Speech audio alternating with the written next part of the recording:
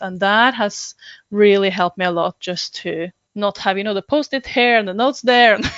Yes. Power to Live More with Joe Dodds. Welcome to the Power to Live More podcast, all about productivity, organisation, well-being, energy and resilience.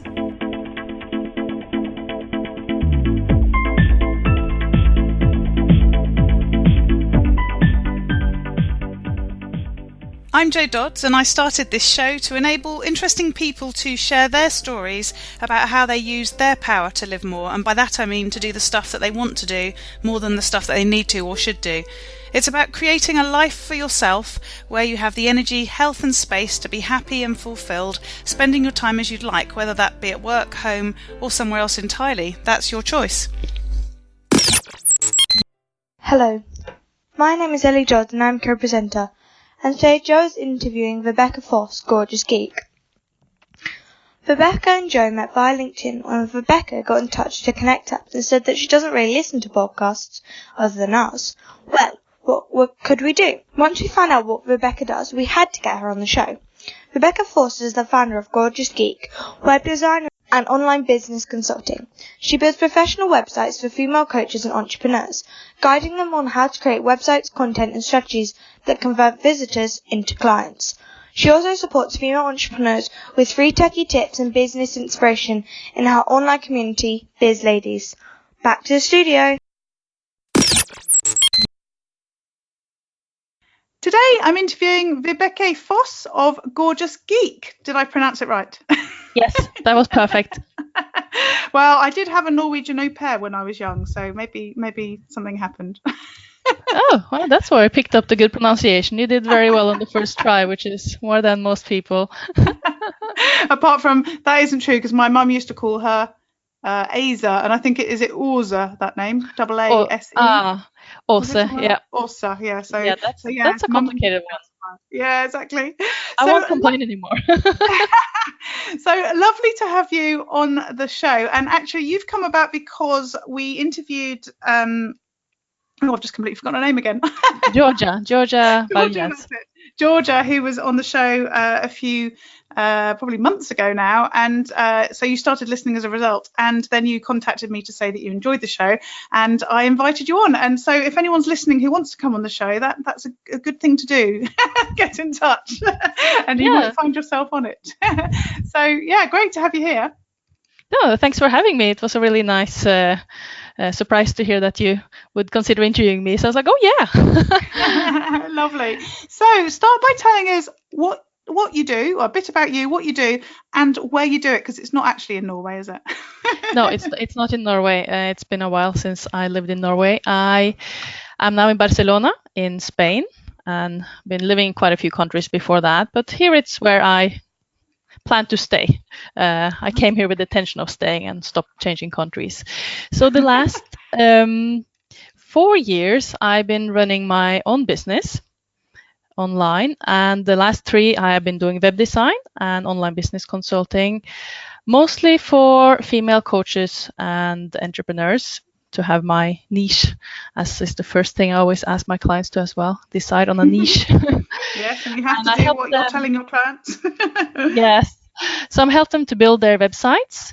And as part of that, it developed naturally to explain a bit how to connect with people online and how to prepare the content and the strategy on the website to really make people that come to visit the website to get their attention and turn them into customers. That's kind of the thought behind the whole planning of the website, not just the technical part, but how you communicate with potential clients. Mm-hmm. So that is something that I'm very passionate about as well, which is why the online business consulting part jumped on, because in the beginning I was like, I'm spending so much time just talking, not about technical things, but about how it all works. Yeah. So yeah, that's what I've been doing the last 3 years. Helping other women get started online and just, helping them a bit emotional support and that whole thing we go through. Yeah, lovely. And you do that from Barcelona. So are you, because it's online, working with people or potentially all around the world? Do you work with people in Barcelona as well? I work with people, yes, from all over the world, and not that many from Spain or Barcelona itself. It's a bit more now the last years, but they're mostly foreigners because I have not really approach the Spanish market for various reasons. It's also having the website in 2 languages, more to take care of, and my language feels English, even though I'm Norwegian. The language I would like to communicate in is English, so I have stuck to that, and I like to be online. I like to have that freedom of not being in Barcelona and still everything can work out. Yes, and work from anywhere. That typical thing. Work from anywhere. yeah. Well, you're proving that. So I was saying that again, I must keep talking about this podcast being international, because I've had guests from Australia and Canada and America and now Spain, or twice in Spain, haven't I? And, Georgia's also in the south of Spain. I think, is that where? I don't know who else I've had, but so it's I'm doing, and probably Scotland, and so I'm doing well on the international front. I should push that a bit more, shouldn't I? yeah, it's really amazing how people connect online like this. I mean, people connect. I knew Georgia, you had interview with her, and before you know it, we're talking, and exactly. I really love that. So you said you've been doing this for 3 years, and you've already talked about how you developed from just the website stuff to sort of the support side of things and the positioning and so on. So why do you do what you do now? How have you sort of ended up in this place, if you like? What's the motivation for you? Well, my motivation initially was actually running away from a not very satisfactory job. And I think very often when I do a change in my life, it's like, I don't want to be here, so I'm just going somewhere to go somewhere else. And this was the case, that I was in a corporate job. My background is really being a personal assistant for upper management in corporate, and some tourism. I kept alternating between the two. One is very exciting and badly paid. The other one is kind of comfort zone and well paid. And so my last 2 jobs, they weren't, it's like, you feel just worn out and not valued enough, and you just you're not going to work being content.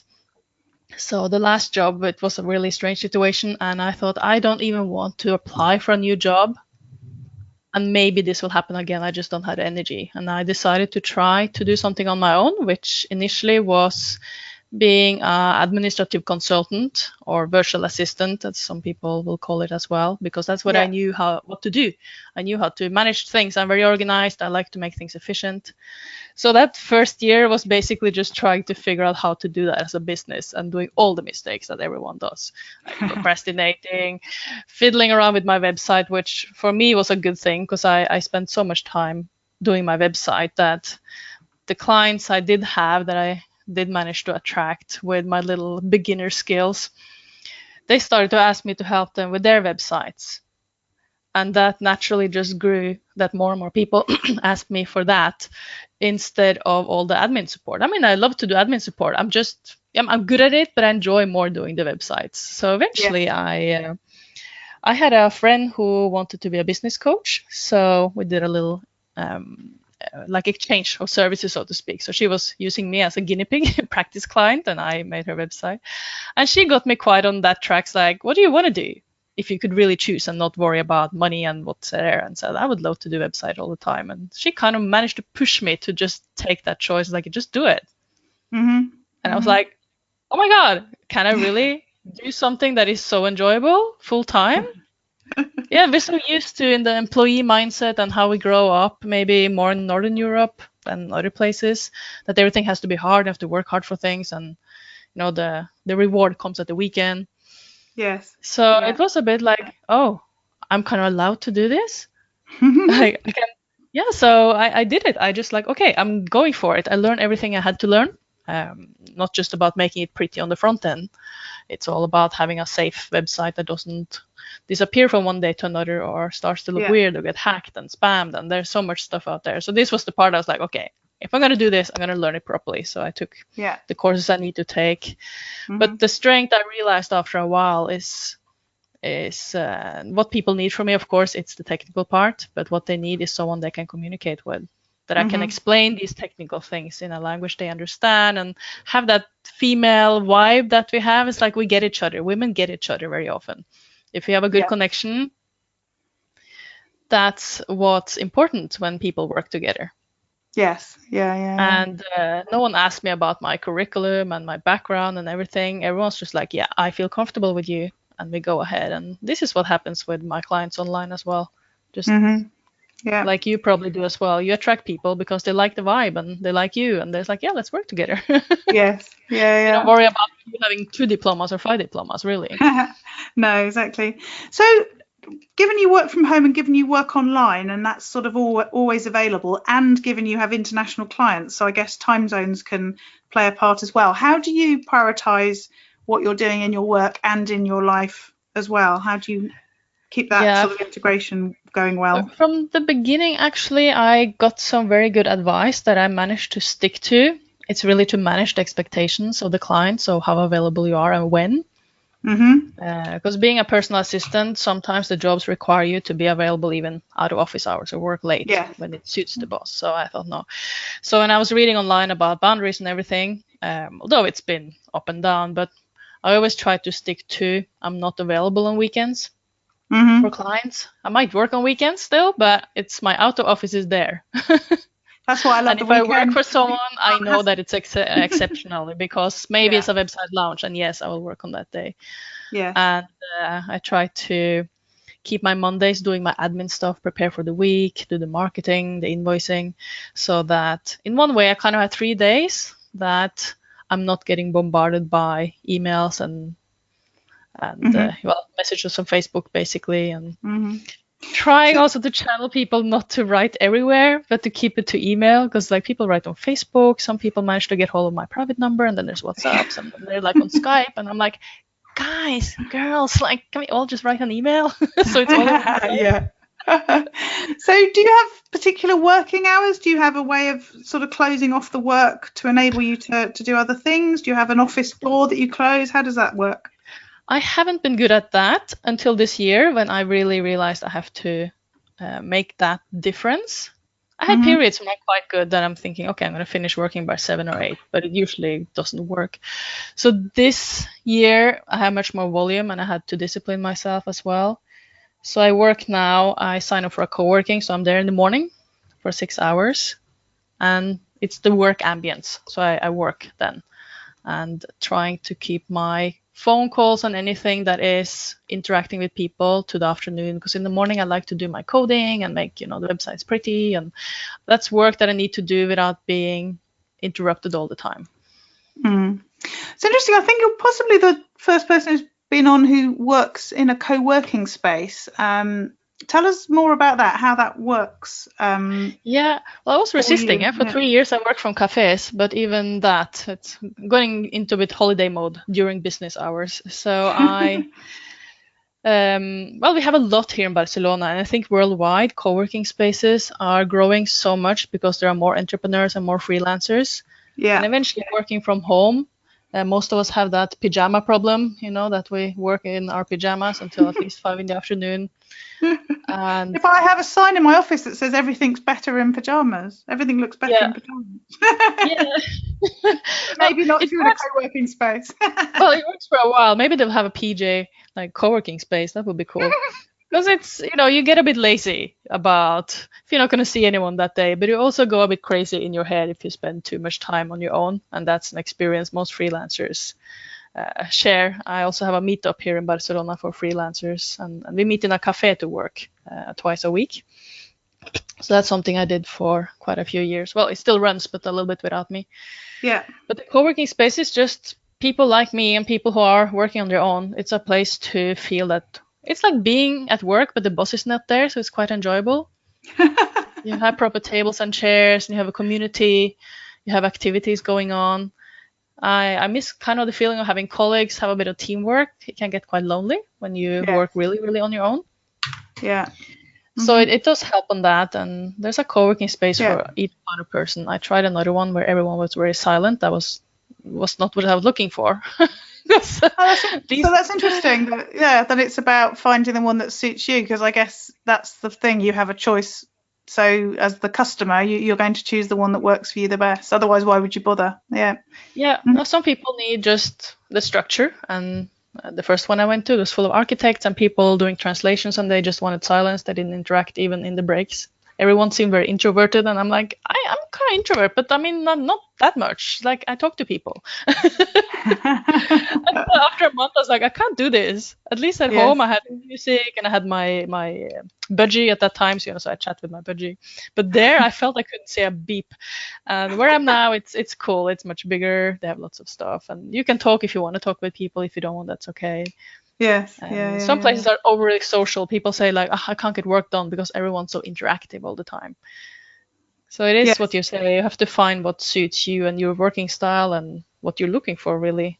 Yeah, you don't definitely. Want to work alone anymore from home. Yeah. Yeah. No, I think that's really good advice. Thank you. So, what about getting stuff done? How do you make that happen? How do you manage your tasks? I like to make lists, of course, and I usually do it in the evening so that I don't work in my head during my sleeping hours, which I tend to do if there's something that I haven't really solved. Yes. So what happens, of course, sometimes I just start doing it instead of just putting it on the list. But it really helps just to get a clear mind and don't feel anxious about things that I haven't done. Yes. Put a time that I think this is going to take this much time. It feels like I have a lot to do, but when I put in the time slots, thinking, I can get this done in 8 hours if I work efficiently. So it's just looks a lot. So for me to make the to-do list with like an estimate timing helps. I have learned with the years as well that everything takes at least twice as much time as I think. So I'm now taking that into account. I was going to say, when you said you were writing how much time things take, I thought I always underestimate that. No, I still do the mistake. But another thing I learned, and I'm like, I succeed on these things like bit by bit. I think it's like practice, like with meditation and with exercise. You're not going to be good at it right away. It's like whenever I have fallbacks, I'm like, okay. Things get chaotic again. I'm like, okay, go back to your rules. Like make the to-do list, and even though it takes longer time for me, I try to finish that task before I start the next. Right. Okay. I think I remember on one of your shows, I don't remember who said it, who said, no, I set a time, and when that time is up, I go to the next task, whether it's finished or not. For me, it's opposite. I just want to get it off my list because then it's off my mind. Mm-hmm. Even though I just did 3 out of 6 tasks, at least it's kind of calming. That's like, okay, it's done. It's not 6 things pending in my head. No, it's 3. No. Yes. A little bit of guilt and 3, but I prefer that too. Lots of guilt and 6 and chaos. Yeah. Okay, so Gorgeous Geek, what are your top 3 tools or apps? My top 2 tips, I really love an app called Todoist. So do I. That's my preferred. Yes, you know it. Yes. I started doing that after reading a book by David Allen that I think is quite known called Getting Things Done. Yeah. I mean, ironically, I didn't finish the book because I got stuck on that chapter of reorganizing my office and systems. But even just getting to the part when he said, have all your to-dos in one place, not just the business to-dos, but like the list of book to reads or movies to watch or things to shop.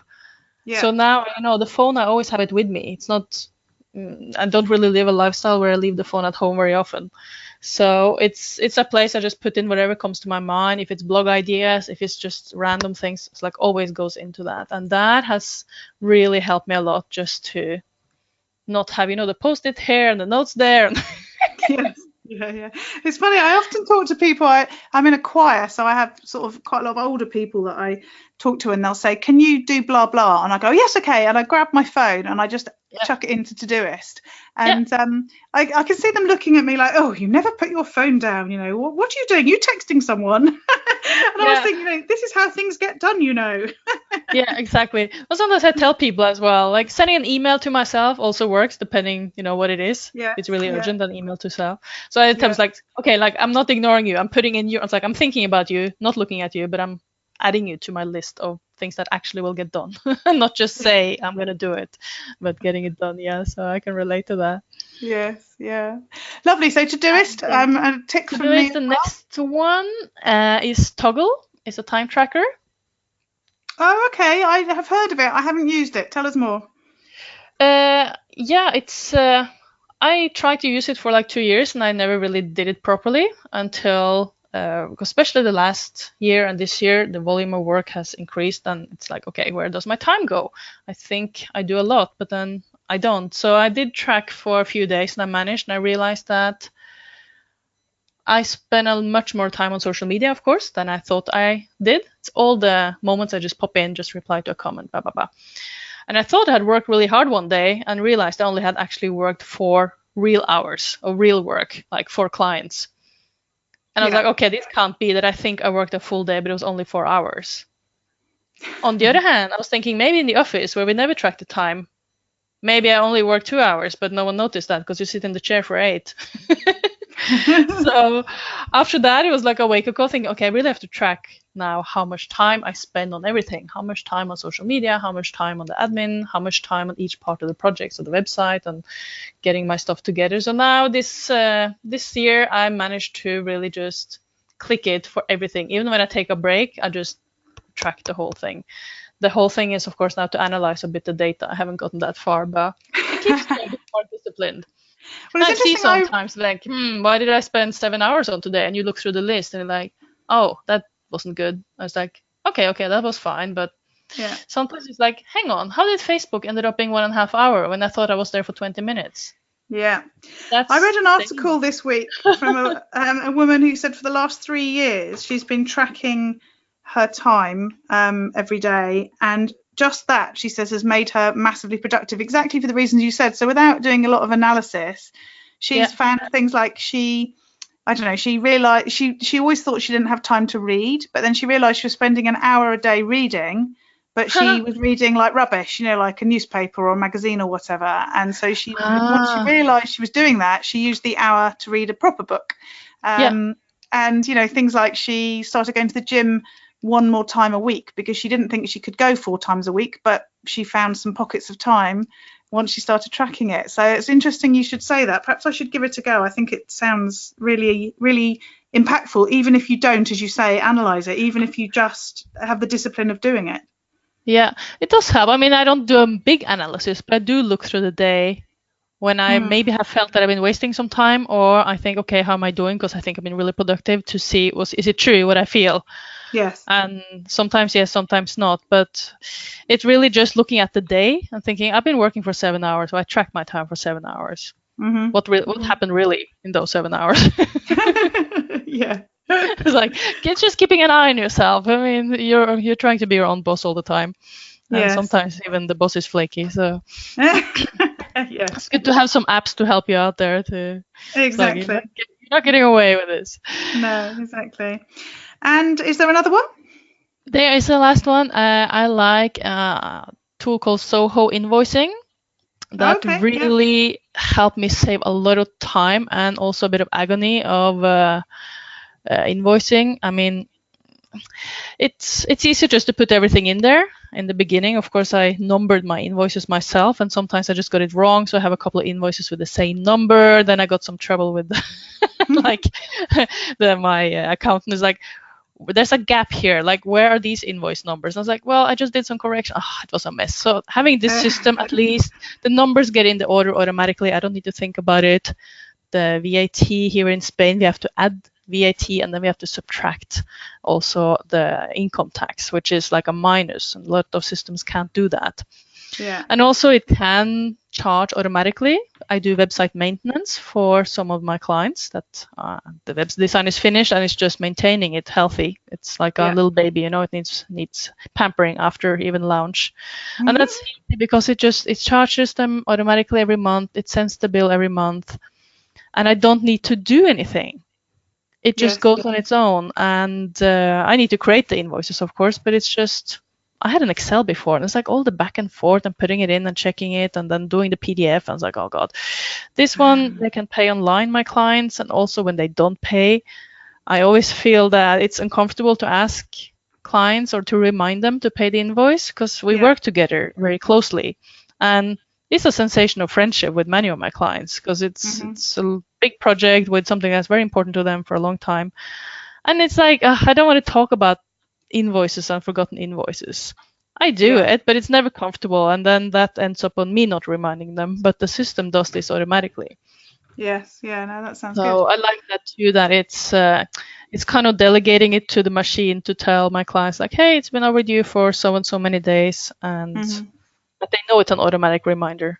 that it's not me sitting there with resentment and empty account. It's funny you should say that. I always think the same when I've had my account staff. I used to have a magazine publishing business, so I was forever chasing invoices, and I used to exactly think that I want it to chase automatically and for people to know it's automatic rather than it's me. But actually it sort of shouldn't matter, should it? If people are due to pay you, we should just be happy to ask. But I can exactly see how that helps. Yeah, I know it's money is always a bit uncomfortable, well, depending on what you're used to, but it's the whole money mindset that a lot of women seem to struggle with, maybe more than men.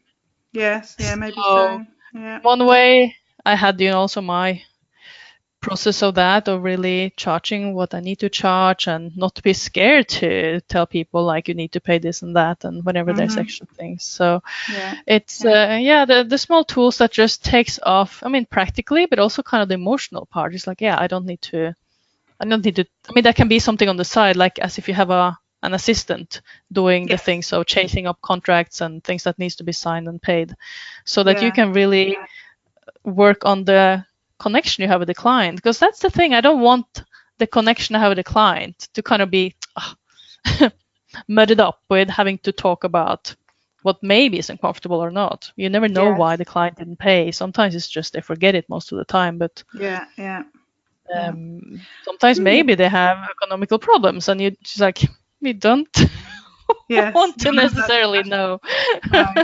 Right. I don't know. That's the thing. I just want it to go automatically, and that works really well now. Yes. And I mean, I have nice clients. I never had problems with invoices in general. It's just not having to think about it. It makes you manage to focus on what you really want to do. Yes, exactly. So that includes some sort of automation. What about outsourcing or having people to help you? Do you get anyone to help you to do whatever you need to do? You talked about an accountant, didn't you? I have an accountant, and that's, thank God, because I really don't. I like numbers in general. I just don't get the tax system thing. In Spain, I think they make it particularly complicated because you can hardly have a business and do it on your own. You will make mistakes and then you'll get fines. So I've been through all of that, and I'm like, okay, I'd rather pay my accountant all this money instead of the fines. At least I don't need to worry about it. But I had to laugh when I saw your question, because my kind of word for this year is to ask, because I'm one of these people. I try to do everything myself, and I can do everything myself because I'm a learner. I like to learn new things. But it takes time. I mean, I'm not getting paid to learn half of the stuff. Sometimes I can get more paid because I learn things I can then do.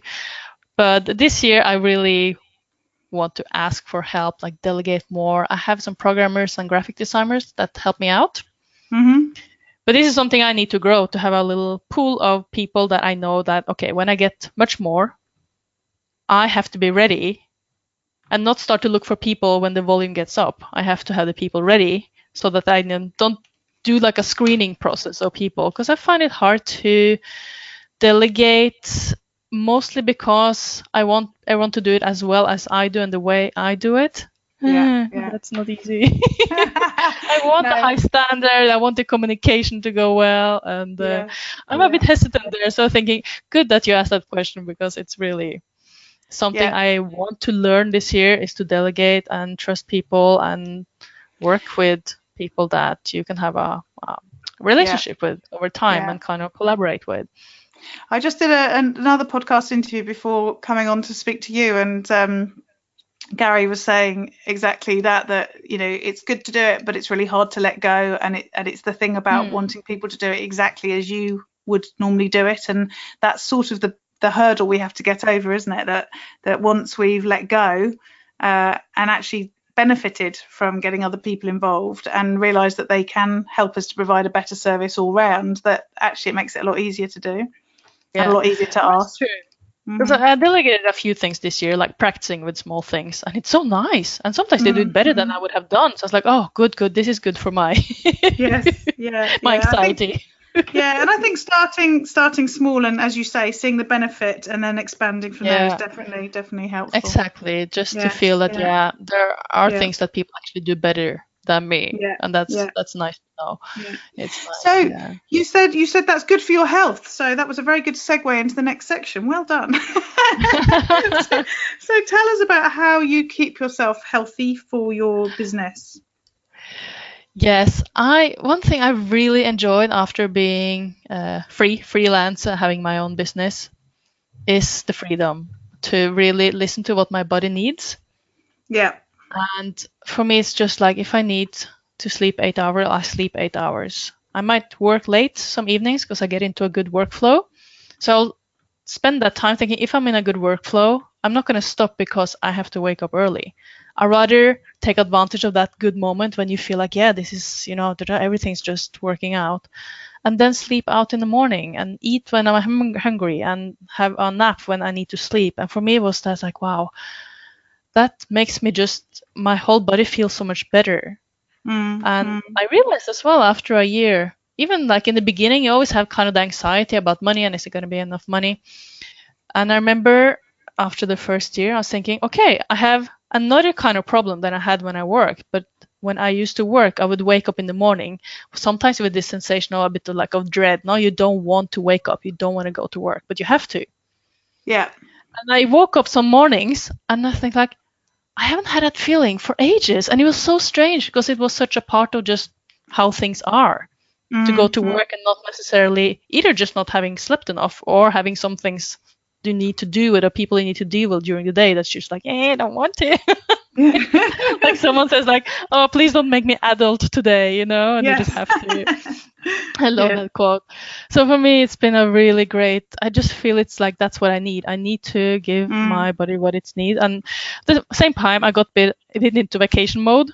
So I have to watch it a bit like you're tired sometimes, but sometimes you're fake tired. Yeah. So depending how well you know your body, if I have a task I don't want to do, my body's like, oh, you're tired. You should have a nap. And like, I know I'm not tired. I was like conversation with self, like, you slept 8 hours. Yeah. You're fine. You're just trying to trick me into sleeping now because you don't want to make a decision about this or that, or maybe, Yes. Yeah. It's interesting. I've been having some flashbacks. You've just reminded me. I hadn't really thought about it, but I've been doing some training videos these last couple of weeks, and I am procrastinating a bit on doing them. And I keep having exactly that. I normally stay up really late, and I've been having nights where I've thought, oh, I'm so tired. I think I should go to bed and start again fresh in the morning. And the flashback is when I was doing my O-levels, my exams when I was 16, I'd get the books out to do a bit of cramming the night before, and I'd go, oh, I'm so tired. And they say not to cram the night before. I'd better just go to bed and get a good night's sleep. It was just procrastination. It's like sometimes it's really hard. I had a friend of mine saying, but do you really know when your body kind of lies to you? Yeah. And I was like, yes, I have learned the last years. I mean, I'm really interested in the self-development, and I heard about biofeedback, and I was like, just really learning to listen to your body, which I had to as well because I had migraines. And then I realized I can avoid the migraine because the signs are there. I just ignore them. And all these small things thinking, I have learned to know when it's fake and not. Yes. Yeah. And it's like when my body says you need sugar, I was like, really? I know that's a lie. Almost always. And the sleeping thing is difficult. So what about relaxation? You talked. I think you said you go cycling. Do you cycle? Well, I use the bicycle as a means of transport. We have these city bikes here in Barcelona, and with the nice weather and the city is flat, you can get anywhere. You just pick up a bike on one of the stations and go somewhere. Yeah. So it's not really. Well, I like it. It's relaxing because I really don't like to take the metro where there's like people are crammed into either a freezing cold or a sweating warm kind of tube. Mm-hmm. But what I do like is really to read. I read whenever I can. Like before bedtime, when I eat, I wouldn't eat without reading a book. It's just, it's like, and usually quite easy reading books. It's like when people watch series, you just want something you don't need to think too much. The typical love story that I'm like sometimes almost like, maybe I should hide the cover of this one, but it's just so nice that something has a predictable ending. The guy's gonna get a girl, and you're like, oh, everything's gonna be happy ending. I like to go dancing more. I do salsa and bachata. That's really relaxing for the mind because you're just so in the moment. Yeah, yeah. And really spending time with the right people. Yeah. Like have a good conversation. And well, for me, it's getting out of my head. I'm very much in my head and I want to get out of it. Yes. Yeah. It's not easy on my own because it takes so long. Yeah, I was talking to somebody today about how I've come to the conclusion I don't really like small talk. I like those, sort of deep and meaningful conversations that you have with people. But if it's just about the weather, I'm not sure I can be bothered so much. I know. I'm really good at avoiding that now. I was like, no, I'm not talking to people who talk about the weather. I mean, you can do this. I'm opening if you don't know each other. It's okay. Yeah. No, you feel so good when you go away from a conversation and it really fulfilled you. That is worth it. It gives you something. That's what I'm thinking. Yeah, do I go away from this conversation or person with energy or with less energy? Really, yeah, exactly. So you talked about personal development and reading as well. What about resources? Recommended books or podcasts? Oh no, podcasts you don't really listen. You recommend this one? Well, I listen to yours. I really like every advice I hear, and it's very inspiring. No, I don't. Well, I read some books. Like I read the Getting Things Done. I read some business books like the $100 Startup. That was just in the beginning. But in general now, with all the Facebook groups that I am in, and I have also my own, you get a lot of advice there from, of course, I'm in groups that are mostly women also starting up businesses, and we share the typical achievements and struggles and how do you do this and how do you deal with that. And just by looking at all these conversations, which is probably why my time tracking sometimes go a bit highway. It's like, oh yeah, how is she dealing with this? And you're like, yeah, let's make a comment. What am I going to write? Oh, look at what they wrote. And it's a lot of very good resources. Also because I work with coaches, so talking to my clients and even just reading their websites, it's a constant source of positive information. And I follow them on Facebook. I don't have news on the Facebook. My Facebook is just full of motivational quotes and people who wants to improve. So for me, one way just opening Facebook and my private page on the wall, just getting bombarded with all this. Yeah, think positive. Don't spend your time on this and think about that. And we'll see. I would like to listen to more podcasts actually. I just haven't really figured out where to put it in. Well, I can recommend a good podcast app, which is Overcast, which is what I use. And I like it because you can speed up your podcasts if you want to listen to things quicker, which means you can listen to more in less time. Apart from you can't speed me up because I don't think you can. I can't listen to myself on double time. I talk too quick already. But also, the thing I particularly like about it is if you listen to a podcast and there's a particular part of the podcast that you like and you want to share, it'll actually share a timestamp of exactly where you are in the podcast. So if you want to share it on Facebook or Twitter or whatever, it allows you to do that, which I think is really, really good. I don't do that often, but I do tend to share podcast episodes quite often when I've found a really good one that I've enjoyed. So okay, I'll check that out because it's I think maybe I should just walk a bit more instead of going on the bike and listen to things because I do enjoy it.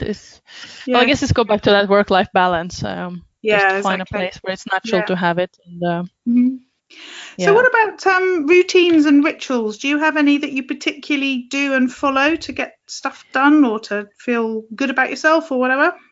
Yeah, well, I'm quite routine-y with certain things. In the morning, definitely, to get a good start. So I do, I meditate for 15 minutes, which sometimes work really well, and sometimes it's just sitting there waiting for it to finish, but it still helps me. Yes. It's funny because even if I felt like, did I manage to stop my mind for even a second? I don't know. But the rest of the day, somehow it still affects how I deal with things and how much more I feel in control of busy days. And especially days when you feel the meditation really worked. Everyone's around you trying to stress you out and you're just totally zen. You're like, it doesn't happen often, but I think if I keep meditating, maybe I'll have that state more often. All the time. That no one can get you out of that calm state of mind that you're in, that you just feel peaceful with yourself and everything is under control and people are running around and you're just like, can't affect me. Yeah. It's amazing. Yeah. I drink a glass of water because my health coach clients told me that was very healthy. Keep forgetting to putting the lemon in it, which I'm supposed to do apparently. So do a bit of a stretch because, of course, sitting on the computer that much, I try to do a bit of like opposite movement stretch. Yeah, and having my fruit and yogurt breakfast, trying to eat healthy, also coming a bit up and down. I have periods I eat super healthy and then I get busy. Yeah. And my plan is, and I think it will work one day, because it's working a little bit more than last year, is to really just make all the food on Sunday, big batch of something tasty, put it in the freezer, and something you can combine with different things during the week, of course, so you don't need to eat, stir fry for 7 days. But one day you can add, I don't know, some couscous to something. One day you can add chicken. One day you can add different things. But yeah, trying to keep healthy. It's I do find it a bit challenging sometimes because it's hard with the business when it really is overwhelming and you get lots of one time. It's just pizza and pasta and it does take a bit of effort, doesn't it? It tastes so good, and I feel I deserve it because I worked so hard, and then I feel a bit bad afterwards. So what about if you have a bad day? What about if things don't go right? Does the meditation help sufficiently, or do you have other ways of dealing with it? I'm not sure if what I deal with is the best advice. It's more like don't do what I do, because sometimes I think like, oh bugger, like some days it's just not gonna work. And I know that when I'm in a good productive mode, I can work twice as efficient. Sometimes I just give myself a break and go to bed and watch series. Not the whole day, but I would vale, I'm going to take a 2-hour break and do not work. And try to get myself out of that mindset. Because I try to work when I'm in the wrong mindset and I can push through, and I can, but it's like I don't feel that that's the only solution. Because I don't feel good. I want to feel good when I work, especially as I like what I do. Did you realise then that a little bit of Spanish crept in? Oh yeah. Did you realise you said ballet, which is okay, isn't it? Yeah.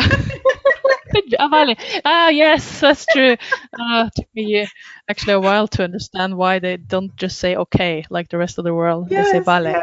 Yeah, it's quite an international word, okay, isn't it? But yes, I had a Spanish au pair when I was young, so she spent her whole life going ballet, benga, whatever that means. I know. Benga, it's like, come on, yeah, go for it. Those are the only 2 Spanish words I knew for years. Well, go a long way. Most people come here and they know the cerveza. Yes, I know that too. So what about on a day when you end the day knowing that you've had the chance to live more? And by that I mean, do more of the stuff you want to do and not the stuff that you feel you should do or you have to do. What will you have done? What does that day look like? I have that visualized quite clear. I really would like to manage my business more as a manager and work less in the business, and just wake up in the morning and be relaxed and just check in with everyone to make sure everyone has the information they need to have and that I have received the information I need to keep delegating a bit, which goes back to learning how to ask a little bit for help and get that started so that I can just focus on doing what I really enjoy to do. And that is actually doing the coding of the website to put it up after we've been through with the clients all the decisions about what the design is going to look like and what they want on the website. For me, that's the part that's like, okay, now I can get down to it and go into my total geek world and just sit there and put it together without having to make decisions anymore about, what do I think that this person likes? It's kind of a bit of a... Yes. You have to be a bit of a mind reader sometimes, and every person is different. So what I like, they not always like. So it's a little talking, and I'm so happy when I'm just finished with all this, and we're both happy, and I just need to put it together. And that's like, that's what I want to do. That's what I want to do all day. And I will definitely have a person doing my social media, which is the part that just takes up too much time. Yes. Yeah. So I like the idea, as you said, of having visualized it and be working on that happening and adding in your ask for this year so that that's starting to happen. So thank you for sharing. Lovely. So it's been great interviewing you and finding out your perspective on the 5 S's and and great to hear that you're enjoying the podcast. And you've definitely listened, because you've name checked, or at least point checked a few things. So I do know that you have listened. So how can people find out more about you and connect with you? Yeah, they can, of course, find me on my own website, which is gorgeous-geek.com. And knowing how to spell gorgeous is a part of the process. But I think you will provide a link as well, Joe, underneath the podcast. Otherwise, Facebook is the easiest way. I have a group there, especially if you're a female entrepreneur, called Biz Ladies. That's a place where I'm active every day, and it's a place where it's just easy to reach out and get to know a bit what I do and get some free technical tips, be able to ask some questions about online business and technical stuff as well, and connect with other female entrepreneurs who are really going through that same process of getting started with a business or already in business.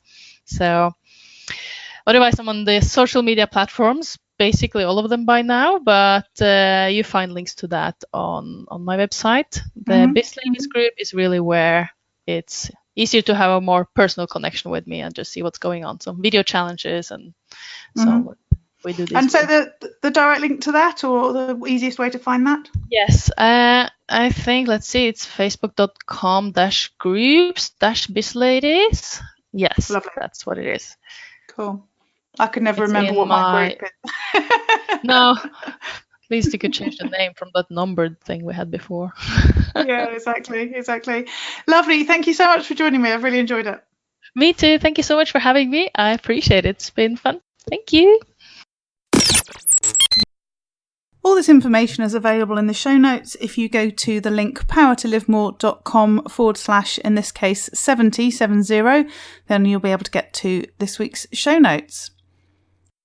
The tool that I'd like to share with you this time is Todoist, which is the app that I use to manage my to-do list. I guess the clue's in the title.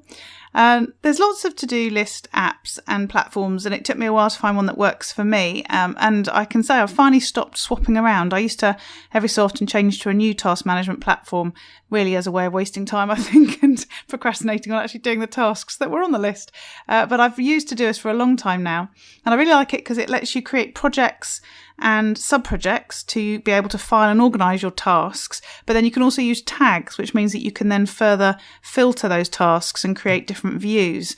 And so it's quite simple to use, but it has quite a lot of complexity that you can use if you need it. And I really like it because, as you've probably heard me say before, I like to slice and dice my to-do list in a number of ways, and that helps me to sort of refocus myself and get more done during the day.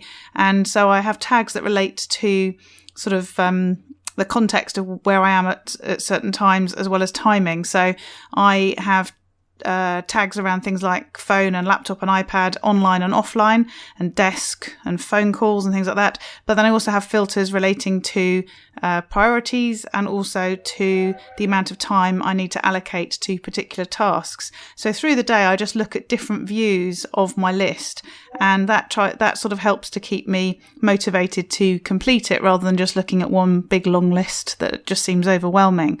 So that's one of the reasons I really like Todoist. So perhaps one to have a look at if you haven't already got something that you use to help you manage your to-do list. So I'd like to talk to you about a challenge that I'm kicking off in September. So it's a 30-day challenge, and it starts on the 1st of September. So it'll be right the way through to the end of the month. And it's all about helping you to avoid burnout and fatigue. In this day and age of increased notifications and social media and emails and work and stuff and stress and everything, I just thought it was a good time, given it's that sort of back to school, get your life in order type vibe in September, to really focus on that whole self-care piece to help you to think about not burning out and about not being fatigued and about getting the opportunity to live more. And as you know, I say that's about doing more of the stuff that you want to do. So we're going to be talking about things like getting enough sleep and creating habits and routines and rituals to get things done. We're going to be talking about the art of saying no and making time to do, as I said, the things that you want to do. So there'll be daily emails and a post on my website. And I was a bit reluctant when I was naming it to call it a challenge, because that to me sounds a bit like the antithesis of avoiding burnout and fatigue. But also what you need to know is I don't like challenges myself normally. I always find these daily things relentless, and I may start them sometimes all enthusiastic, and then after a few days I drop them because I haven't got the time. So I'm really focused on making this real sort of bite-sized tips and strategies for you that will literally take a couple of minutes to read every day, and then you can choose to implement the suggestions that suit you and sort of jive with what you actually do in your life and want to do in your life, and just ignore the things that don't work for you, because these things are always really individual. So the idea is not to overwhelm you for 30 days. It's not to make things worse. It's actually to do the opposite and help you, as I say, to avoid burnout and fatigue. So if you're interested in signing up for that and getting on the list so that you get that first email on the 1st of September, then you just need to go to jododds.com/challenge burnout. And please do feel free to share that link with anybody that you know who might be interested or you think needs it. Excellent. So the show notes again for this show are powertolivemore.com/70, and we look forward to speaking to you next week. Use your power to live more.